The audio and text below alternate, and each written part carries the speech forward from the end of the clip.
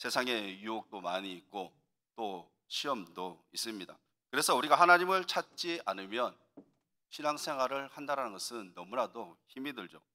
개인의 신앙을 지키는 것도 중요하지만 또 교회도 마찬가지입니다. 교회가 신앙을 지킨다는 것이 무엇이겠습니까? 교회가 평안해야 한다는 것입니다. 그래야 성도들이 신앙생활을 잘 할 수 있습니다. 교회 안에 이 성도들이 서로 얼굴을 붉히면서 그렇게 예수를 믿는다면 제대로 된 교회라고 볼 수가 없겠죠. 분쟁이 생겨서 서로 싸우게 된다면 그 교회는 온전한 교회가 될 수 없습니다. 우리가 성경을 찾아보면 고린도 교회가 그랬습니다. 세례를 받았는데 나는 아볼로파에게 또는 게바파에게 그리스도파, 바울파에게 이렇게 분쟁이 된다면 그 교회 목회자는 목회를 할 수 있겠습니까? 그래서 그곳에서 목회를 했던 아볼로는 포기를 하고 다시 돌아가게 되었죠. 개인적인 신앙도 너무나도 중요하지만 참 이 교회가 평안하다는 것, 이것도 아주 중요합니다. 제가 지난 주일에 이 에베소 교회에 대해서 잠시 언급을 드렸습니다. 바울이 세운 교회로 너무나도 훌륭한 성도들이었습니다. 바울의 뼈대로 정말 오직 예수, 너무나도 튼튼한 교회였죠. 그런데 교회가 열정이 사라지게 되면서 처음 사랑을 잃어버리게 됩니다. 복음의 능력과 감격을 잃어버린 그러한 교회가 되었습니다. 말씀과 기도보다 그냥 교회만 나가면 되는 것으로만 알았던 것이죠. 이러한 모습이 주님에 대한 처음 사랑을 잃어버린 모습입니다. 그래서 주님께서는 촛대를 옮기시겠다라고 그렇게 말씀을 하셨습니다. 반대로 이 서머나 교회는 어땠습니까? 신앙생활 하기에는 너무나도 힘이 들고 어려웠지만 모든 성도들이 한 마음과 한 뜻이 되어서 서로가 서로를 위하며 섬겼던 교회였습니다. 한 명 한 명 신앙생활이 하기가 쉽지 않았으며 또 어려웠지만 그렇게 살아있는 교회, 움직이는 교회였습니다.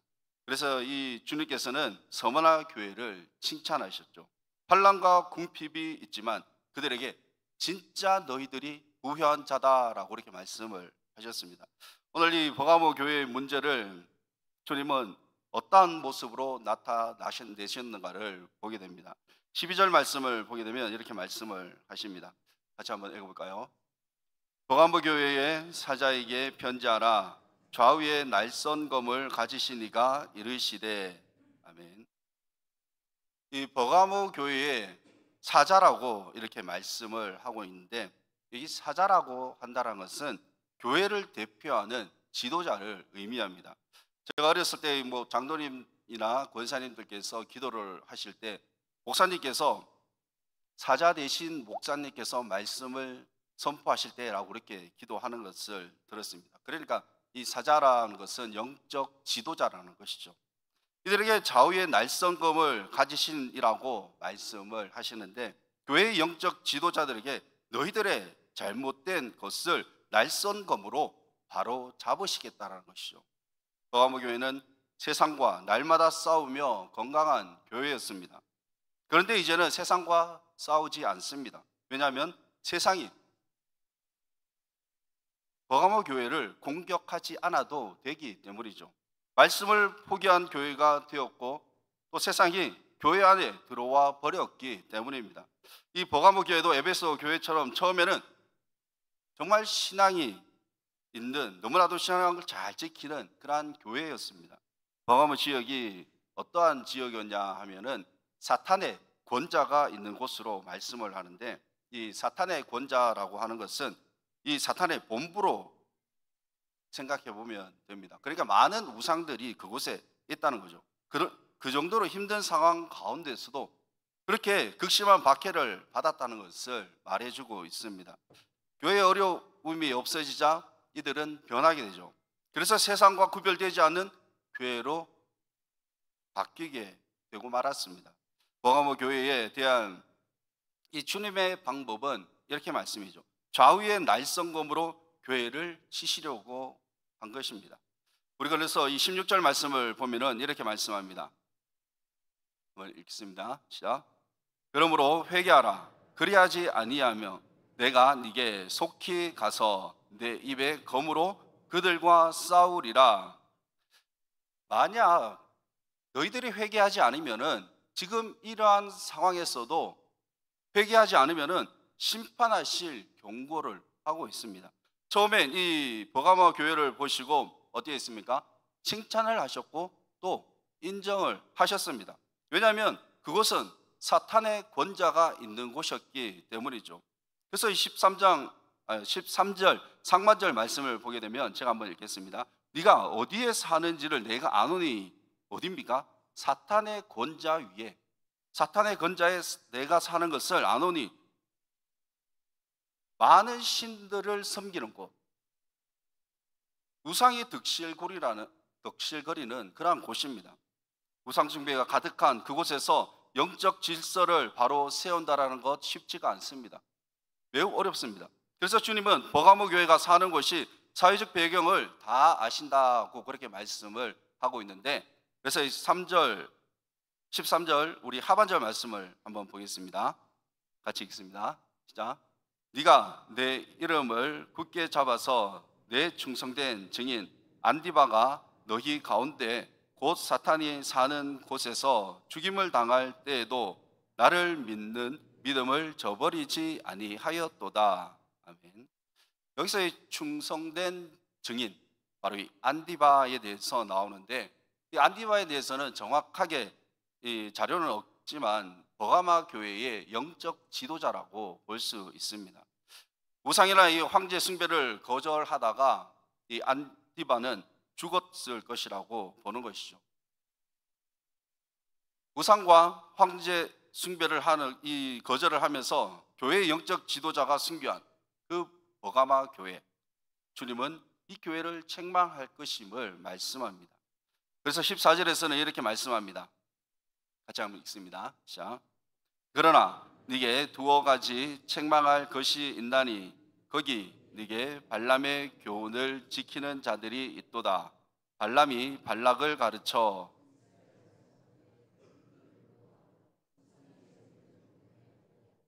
또 행음하게 하였느니라. 아멘.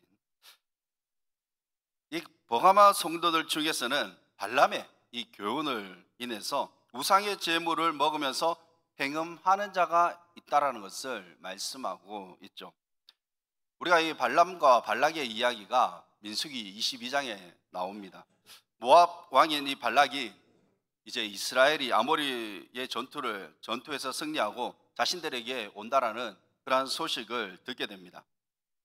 소식을 듣고 이 발락은 두려움에 있어서 선지자인 발람에게 이제 말을 하게 되죠. 너에게 돈을 줄 테니까 이스라엘을 저주할 것을 부탁하게 됩니다. 그러자 발람은 이스라엘을 저주해도 되는지 하나님께 묻겠다라고 그렇게 말하면서, 하나님의 답변은 저주하지 말라고 그렇게 하시죠. 그 이야기를 발락에게 전해주게 됩니다. 그러니 이 발락은 다시 한번 더 많은 금은 보화를 사신을 통해서 부탁하게 되는데, 발람은 다시 한번 하나님께 물어보겠다라고 그렇게 이야기를 하게 됩니다.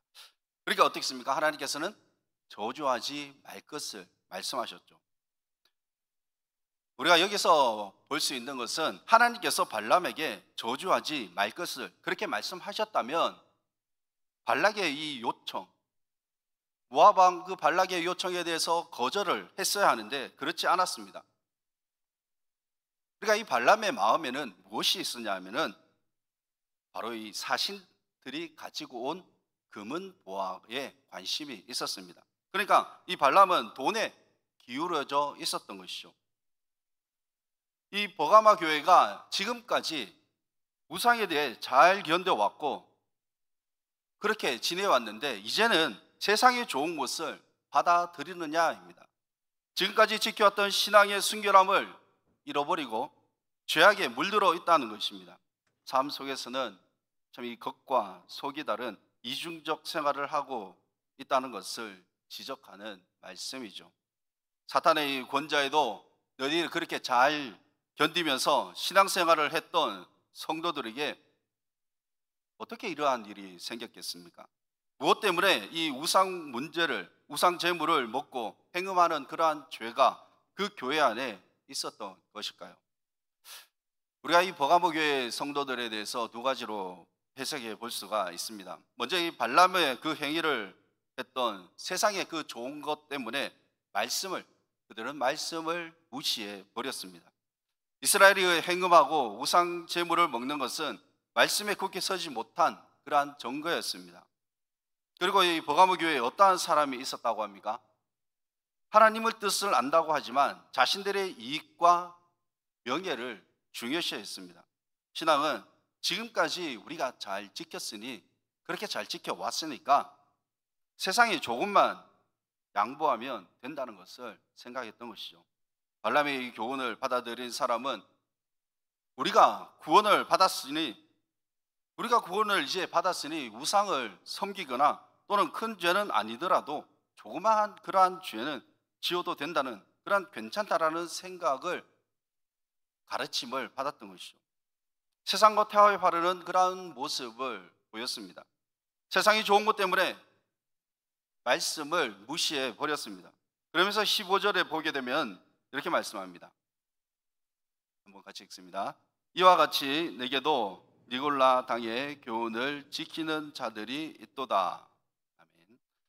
니골라 당 교훈을 지키는 자들이라고 하면 무엇이냐면은, 지금까지 우리는 은혜로 구원을 받았으니 육체로 무슨 일을 해도 구원을 받는 데는 아무런 이상이 없다는 거죠. 아무런 문제가 없다는 겁니다. 열심히 신앙생활을 했고 또 우리는 은혜를 받았기 때문에 구원 얻는 것이고 그것은 당연한 것이고, 그래서 이제는 세상과 타협을 해도 괜찮다는 것입니다. 니골라 당은 육체의 쾌락 또는 음행을 죄로 여기지 않았습니다. 죄와 거룩을 구분하지 않았고 주 안에서 자유를 누린 것이 아니라 자신들 마음대로 좋으면 좋은 대로 방종의 삶을 살았습니다.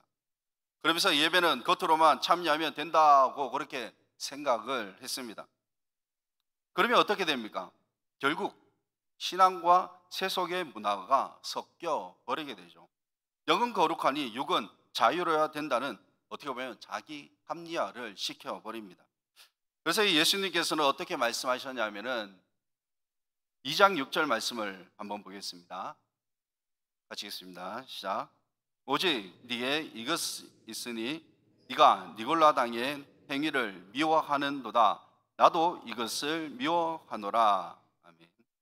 이 니골라 당의 행위, 이들의 행위는 예수님께서도 미워하신다고 그렇게 말씀을 하십니다. 왜 그렇겠습니까? 이들은 복음을 훼손하고 또 교회를 세속화시키며 성도들의 거룩함을 파괴시키기 때문입니다. 버가모 교회는 외적인 그런 핍박은 이겨냈지만 속으로 들어오는 유혹은 이겨내지 못했던 것이죠. 지도자의 그 타락도 있었고 또 성도들도 자신들의 그 마음대로 행하였습니다.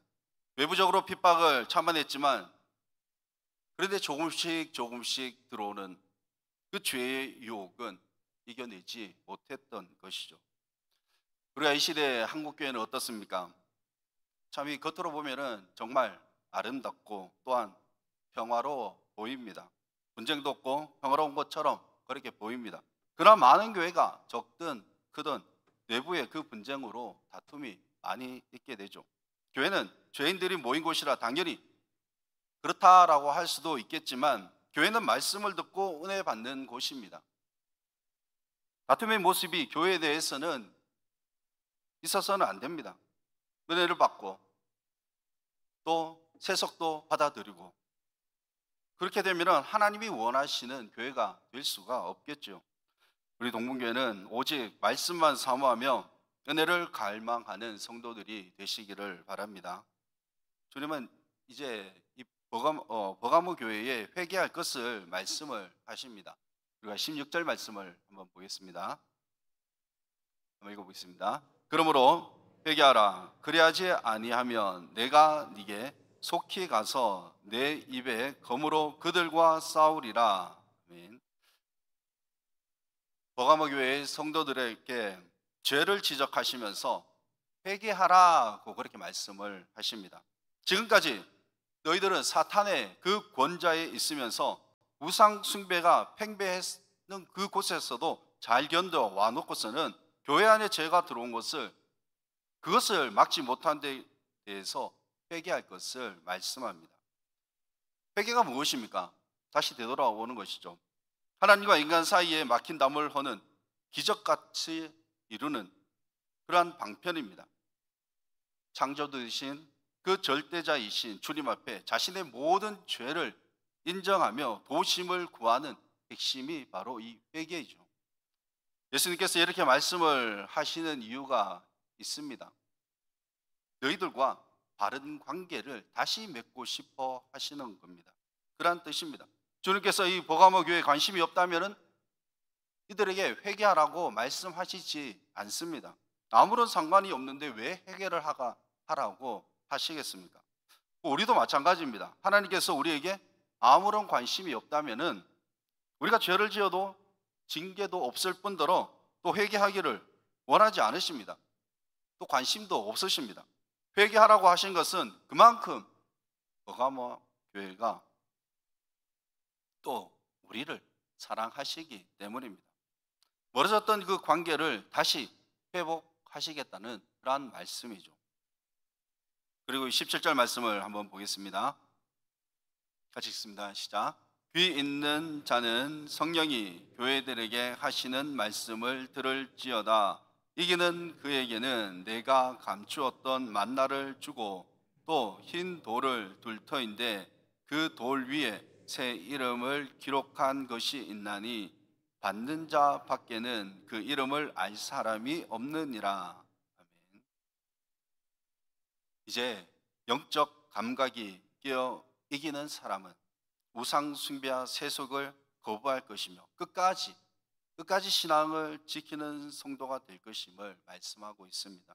이기는 자에게는 주님께서 무엇을 주시겠다고 합니까? 감추었던 만나를 주시겠다고 말씀을 하고 있죠. 그 만나는 환난과 방탕 속에서 또 우상에게 무릎을 꿇지 않고 끝까지 신앙을 지킨 자에게 주시겠다는 말씀입니다. 그리고 흰돌 위에 새 이름은 이제 하나님과의 언약의 증표이며 친밀한 관계를 뜻하고 있습니다. 주님은 우리가 이 세상에서 날마다 영적으로 깨어 말씀 따라 살아가기를 원하시죠. 그것은 바로 우리가 믿음을 끝까지 지키는 자입니다. 믿음을 끝까지 지킬 때 감추었던 하늘의 양식, 영원할 생명을 주신다고 약속을 하셨습니다. 버가모 교회는 믿음의 충성과 또 진리의 그 순수성을 지키지 못하면서 참 이 세상과 타협을 해버렸습니다. 처음 그들의 장점이 무엇이었습니까? 정말 힘든 그 박해 속에서도 신앙을 버리지 않았습니다. 그러나 세상 문화와 우상을 그 교회에 들어옴으로 서서히 받아들이게 되었죠. 우리는 어떻습니까? 우리의 교회는 어떻습니까? 교회에서 말씀과 찬양은 있지만 진리가 흐려져 있지는 않습니까? 교회는 예수 이외에 아무것도 필요치 않습니다. 예수님은 성전에서 장사하는 모든 물건들을 파는 것을 보시고 다 엎으셨습니다. 내 집은 만민이 기도하는 집이라고 말씀을 하시면서 소와 양과 비둘기 파는 그 모든 것들을 다 엎으셨습니다. 우리가 주님의 전에 오실 때에 말씀을 사모하면서 오셔야 합니다. 우리가 주님의 이 교회에 오실 때 장로님, 권사님, 집사님, 어떤 집사님이나 장로님이나 권사님을 보고 싶어서 오셨습니까? 아니시죠. 안 그러면 저를 보러 오셨습니까? 그건 더욱도 아닐 겁니다. 저 보고 싶으면 삼청이나 사택으로 오시면 됩니다. 그러면 24시간 열려 있습니다. 교회는 하나님의 전입니다. 그래서 이 예배 드리는 곳입니다. 말씀을 듣는 곳이고 말씀을 먹는 곳이 바로 이 교회입니다. 교회가 건강해야 또 개인의 그 신앙도 건강해질 수가 있습니다. 주님은 이 자리에 계시며 또 우리의 삶과 또 교회의 그 모습을 보고 계십니다. 진정한 교회는 세속에 물들지 않습니다. 우리 동문교회는 세상의 것이 아닌 오직 하나님의 말씀에 붙들려 있음을 믿습니다.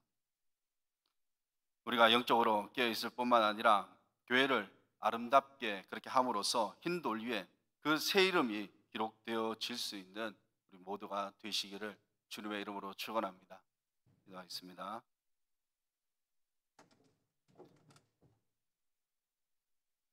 우리의 삶을 주관하시고 인도하시는 하나님 아버지, 은혜를 감사합니다. 날마다 우리가 영적으로 깨어 신앙생활을 할 수 있게 주님 우리를 인도하여 주옵시고, 또 우리 교회를 아름다운 교회로 세워나갈 수 있도록 우리 모두가 한마음 한뜻이 될 수 있게 하여 주시옵소서. 행여나 세상의 것이 들어와서 교회가 힘들어지지 않기를 원합니다. 주님께서 우리 교회를 붙들어 주시고, 또한 교회 안에 오직 하나님 말씀만이 움직이는 아름다운 교회가 될 수 있도록 주님 지켜 주시옵소서. 그래서 주님께 칭찬받는 귀한 교회가 되기를 원합니다. 주님께서 함께 하셔서 우리와 이 교회를 세워나가는 데에 오직 하나님 앞에 영광을 돌릴 수 있는 그런 아름다운 교회가 되게 하여 주시옵소서. 내일부터 청년부 수련회가 있습니다. 은혜 가운데 잘 다녀올 수 있게 하여 주옵시고, 또 우리 청년들이 교회를 이끌어 나아가는 주춧돌의 그 역할을 할 수 있도록 주님 은혜를 베풀어 주시옵소서. 감사드리며 예수님 이름으로 기도드리옵나이다.